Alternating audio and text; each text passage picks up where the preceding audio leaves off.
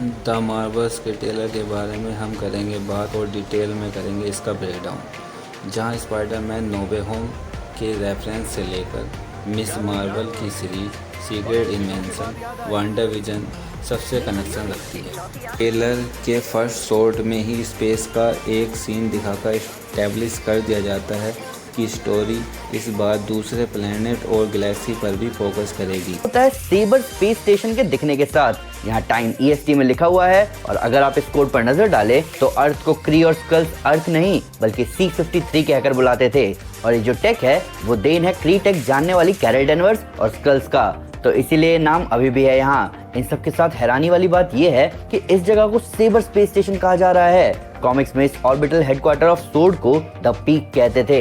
इन सब के ऊपर MCU में सोर्ड एग्जिस्ट करता है। वांडा विजन में दिखने वाला Tyler Hayward high ranking official था सोर्ड का, तो MCU में सेबर इनका ऑर्बिटल हेडक्वार्टर है जहाँ निक फ्यूरी हमें दिख रहे हैं। निक फ्यूरी इससे पहले इस जगह पर हमें स्पाइडरमैन फार फ्रॉम होम के पोस्ट क्रेडिट सीन में दिखे थे, जहाँ टेलॉस उनकी जगह अर्थ पर काम कर रहा होता है। प्लस यहाँ आसपास आप स्पेसशिप को जंप पॉइंट्स यूज करके ट्रैवल करते हुए देख सकते हो।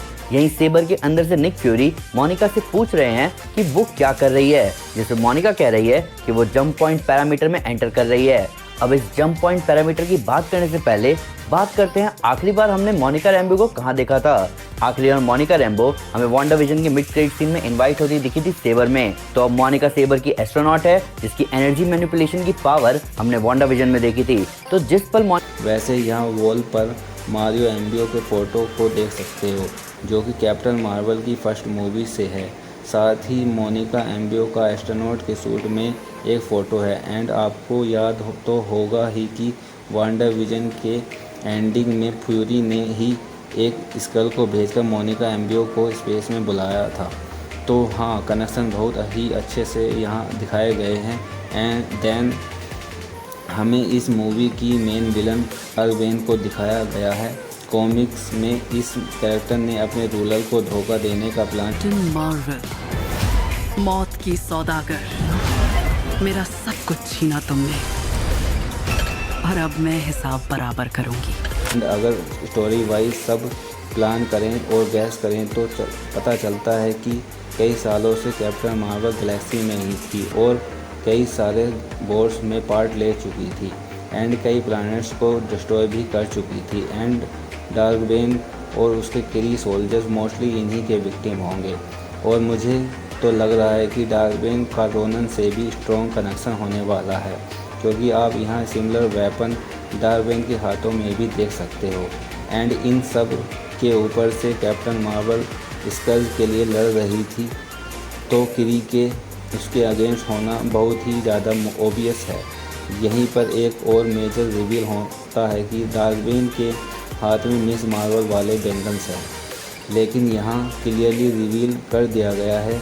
यहीं से हमें मिस मार्वल की सीरीज़ का पोस्ट क्रेडिट सीन दिखाया जाता है, जहाँ मिस मार्वल की जगह कैप्टन मार्वल आ गई थी, दोनों के जगह बदल गए थे। एंड ऐसा क्यों हुआ इस बात को ट्रेलर में ही रिवील कर दिया गया।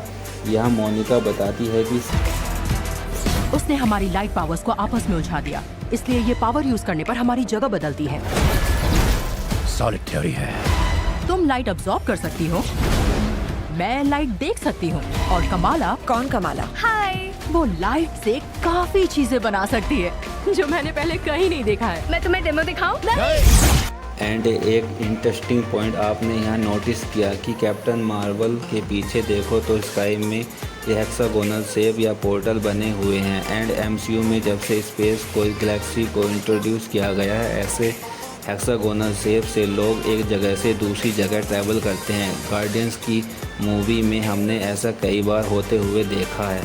इवन इस ट्रेलर में भी ऐसे शेप, इवन टीजर में भी ऐसे शेप कई जगह देख सकते हैं। वैसे इस शॉट में मिस मार्वल के हाथों में जो टैबलेट है उसमें आप उसके बैंगल को देख सकते हो, विच मीन ये इन्फो फ्यूरी और मोनिका उसके साथ शेयर कर रहे होंगे। और यहाँ एक और छोटी सी डिटेल, जब वो यहाँ गिर रही होती है तो आप उसकी टी शर्ट पर कैप्टन मार्वल के फ़ोटो भी देख सकते हो।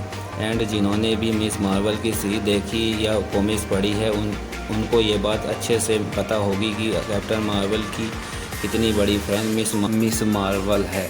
और रही बात डार्वेन की मोटिव की, वो ऐसा कर क्यों रही है, तो मुझे लगता है कि यहाँ जैसे कि कैप्टन मार्वल ने बोला कि वो हर उस प्लेनेट पर अटैक कर रही है जहाँ उसको घर बुलाते हैं, तो मोस्टली वो दूसरे बैंगल के पीछे होगी।